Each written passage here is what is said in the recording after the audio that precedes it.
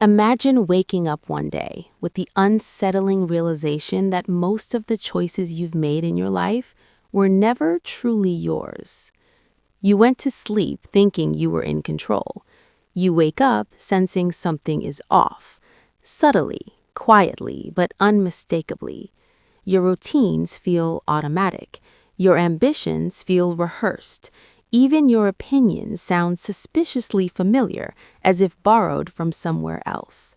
You ask yourself a simple question that refuses to let go.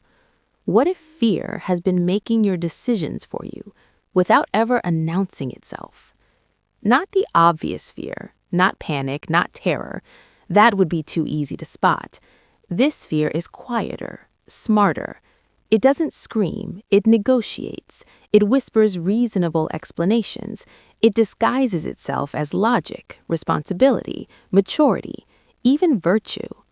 You tell yourself you're being realistic. You call it patience. You frame it as caution. But beneath the language, beneath the justifications, something else is at work. Fear doesn't usually say, don't do it. It says, not yet. Or worse, people like you don't do things like that. And you listen. Look back for a moment. Not dramatically, just honestly. Think of the paths you didn't take, the words you didn't say, the risks you postponed indefinitely, the version of yourself you keep planning to become one day. How many of those decisions were genuinely aligned with who you are, and how many were quiet acts of retreat? Fear is rarely experienced as fear. That's its greatest trick. It feels like practicality. It feels like self-control. It feels like being smart in a dangerous world. Yet here's the paradox that should bother you.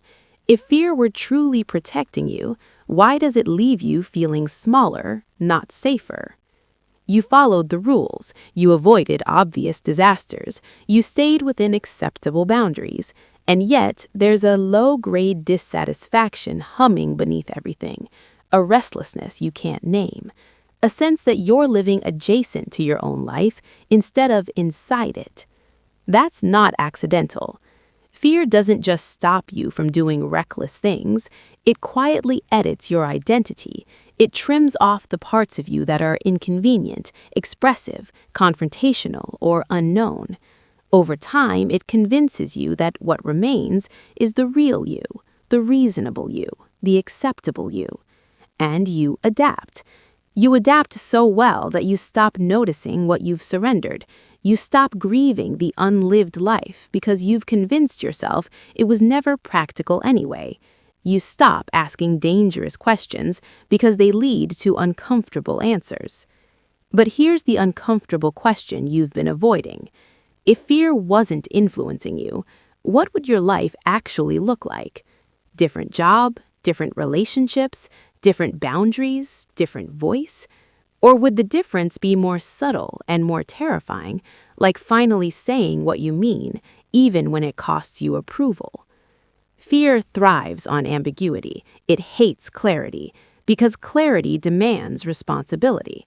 If you clearly see what you want, you can no longer hide behind confusion.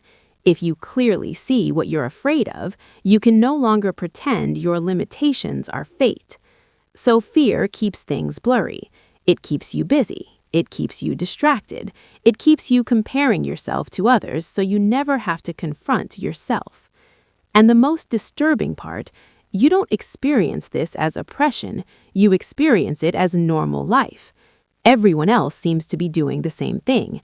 Everyone else is cautious, careful, perpetually preparing. So you assume this quiet constriction is just adulthood, just reality, just the way things are. But what if it isn't? What if fear isn't an occasional obstacle, but the invisible architecture of your daily life? What if your preferences, habits, morals, even your dreams have been shaped less by truth and more by what feels safest to want? This isn't about bravery in the dramatic sense. It's not about jumping off cliffs or quitting everything overnight. It's about something far more unsettling, the possibility that you've organized your entire existence around avoiding discomfort and called it wisdom. And if that's true, then the question isn't whether fear is present. The question is how much of you is left once fear has finished negotiating your life down to something manageable. Because fear doesn't want to destroy you, that would be obvious. Fear wants to manage you. And if you're not careful, you'll wake up one day realizing you've lived a perfectly safe life that never once demanded your full presence. That realization, when it hits, is not gentle, and it leads to a deeper problem, one that doesn't start with your choices, but with how your mind was trained long before you ever noticed fear at all.